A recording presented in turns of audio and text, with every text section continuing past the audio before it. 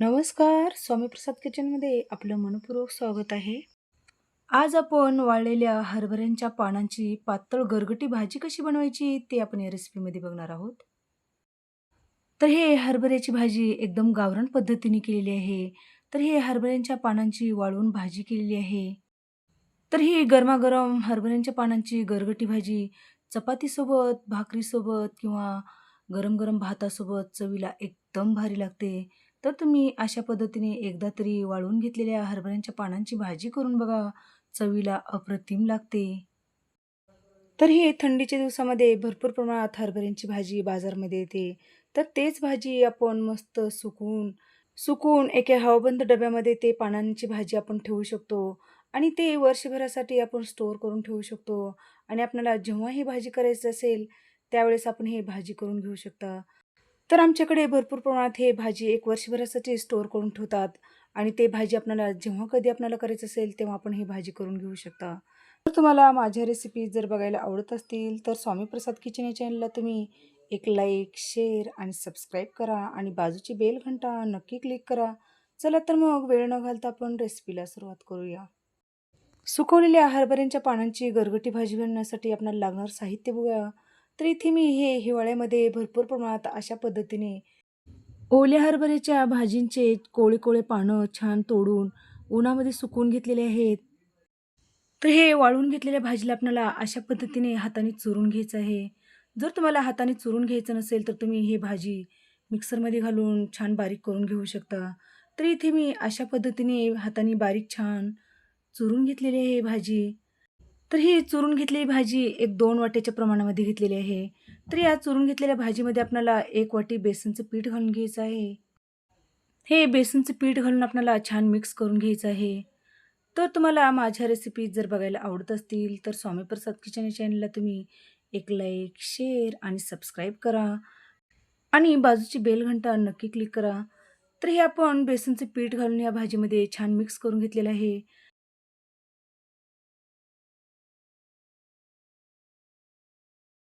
तर या गरगटी भाजी बनवण्यासाठी आपल्याला बाकीचं काय-काय साहित्य लागते ते बघूया. तर इथे मी 1 वाटी शेंगदाणे घेतलेले आहेत आणि सपाट वाटी हरभऱ्याची डाळ घेतलेली आहे. 5 ते 6 हिरवी मिरचीचे तुकडे घेतलेले आहेत. 15 ते 20 लसणीच्या पाकळ्या घेतलेल्या आहेत. कोथिंबीर घेतलेली आहे. आलं आणि फोडणीसाठी 1 चमचा जिरं घेतलेले आहे. अर्धा चमचा हळद पावडर आणि चवीनुसार मीठ घेतलेलं आहे. तर सगळ्यात पहिल्यांदा आपण जे शेंगदाणे आणि हरभऱ्याची डाळ घेतलेली आहे, ते हरभऱ्याची डाळ आणि शेंगदाणे आपल्याला एका डिशमध्ये घालून घ्यायचं आहे. यामध्ये आपल्याला पाणी घालून एक अर्धा तासासाठी ही हरभऱ्याची डाळ आणि शेंगदाणे आपल्याला पाण्यामध्ये भिजू घालून ठेवायचं आहे. तर या भाजीसाठी आपल्याला एक वाटण बनवून घ्यायचं आहे. तर इथे मी मिक्सरच्या भांड्यामध्ये एक 4 ते 5 हिरवी मिरचीचे तुकडे घालून घेतलेले आहेत. एक 15 ते 20 लसणीच्या पाकळ्या घालून घेतलेल्या आहेत. आलं, लसूण जास्त घातल्यामुळे भाजी चवीला एकदम छान होते. 1 चमचा जिरे घालून घेतलेले आहे आणि इथे मी देठासहित कोथिंबीर घेतलेली आहे. याला छान मिक्सरला बारीक वाटून घेऊया. तर इथे मी छान बारीक अशा पद्धतीने हे ठेचा वाटून घेतलेला आहे. जर तुम्हाला खलबत्त्यामध्ये जर वाटून घ्यायचं असेल, तर तुम्ही खलबत्त्यामध्ये पण हे ठेचा वाटून घेऊ शकता. तर इथे आपला ठेचा बनवून तयार झालेला आहे. तर लगेचच आपण भाजीला फोडणी देऊया. तर इथे मी गॅसवर एक कढई ठेवलेली आहे आणि कढईमध्ये एक 2 ते 3 चमचे तेल घालून घेतलेलं आहे. तेल कडकडीत गरम झाल्यानंतर त्याच्यामध्ये 1 चमचा मोहरी घालून घेतलेला आहे. मोहरी छान तडतडायला लागली, की त्याच्यामध्ये एक अर्धा चमचा जिरे घालून घेतलेलं आहे. जिरं छान फुलवून द्यायचं आहे. नंतर यामध्ये जे आपण हिरवी मिरची, आलं, लसूण जे ठेचा बनवून घेतला होता, ते ठेचा आपण या तेलामध्ये छान घालून घ्यायचं आहे.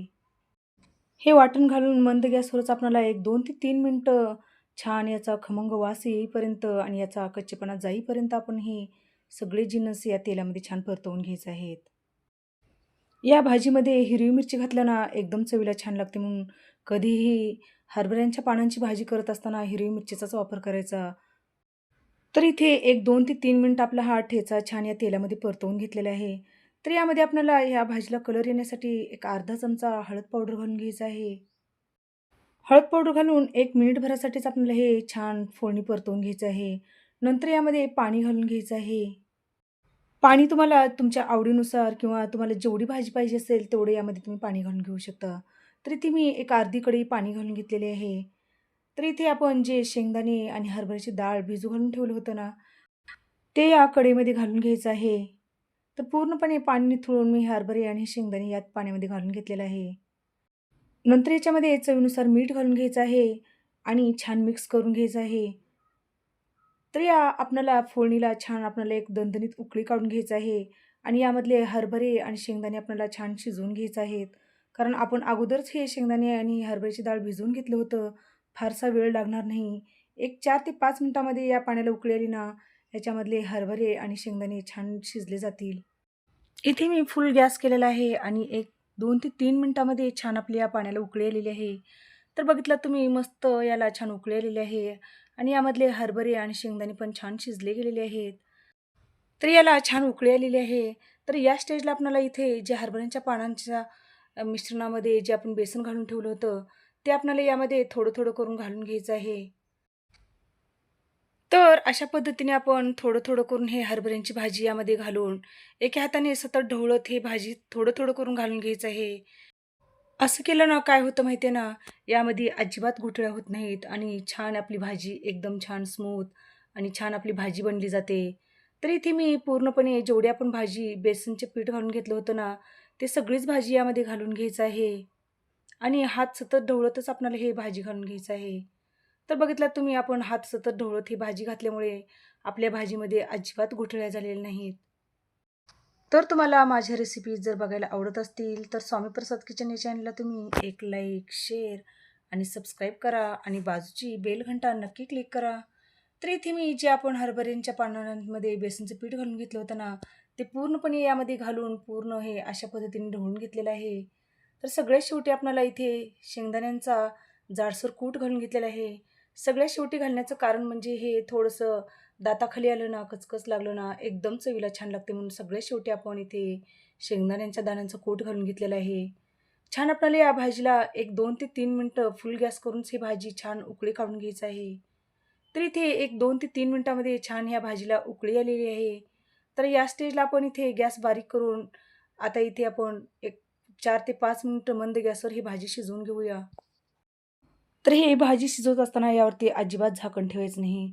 जर झाकण ठेवलात ना, यामधलं हरितद्रव्य आणि पोषण तत्व यामधलं असंच राहतं म्हणून यावरती झाकण न ठेवताच आपल्याला हे भाज्या छान शिजवून घ्यायचं आहेत. तर इथे एक 4 ते 5 मिनिटामध्ये आपली भाजी छान शिजली गेलेली आहे आणि आपलं यामधलं बेसन पण छान शिजलं गेलेलं आहे. तर बघितलात तुम्ही या भाजीला कलर किती सुंदर आलेला आहे. एकदम चटपटीत चवीची आपली भाजी बनवून तयार झालेली आहे. तर या स्टेजला इथे मी गॅस बंद केलेला आहे. आमच्याकडे हे भाजी केलं ना, सकाळी केलं की संध्याकाळपर्यंत हेच भाजी खातात आणि कडक भाकरीसोबत किंवा गरम-गरम चपातीसोबत किंवा गरम-गरम वाफवत्या भातासोबत तर एकदम चवीला हे भाजी छान लागते. तर तुम्ही अशा पद्धतीने एकदा तरी हरभऱ्यांच्या वाळलेल्या पानांची भाजी करून बघा, चवीला एकदम भारी लागते. तर हे गावरान चवीची आजची तुम्हाला हरभऱ्यांच्या वाळलेल्या पानांची गरगटा भाजी कशी वाटली, नक्की एक कमेंट करा. तर अशाच नवीन-नवीन रेसिपीसाठी तुम्ही माझ्या चॅनलवरती जर नवीन असाल, तर स्वामी प्रसाद किचन या चॅनलला तुम्ही एक लाईक, शेअर आणि सबस्क्राईब करा आणि बाजूची बेल घंटा नक्की क्लिक करा. धन्यवाद.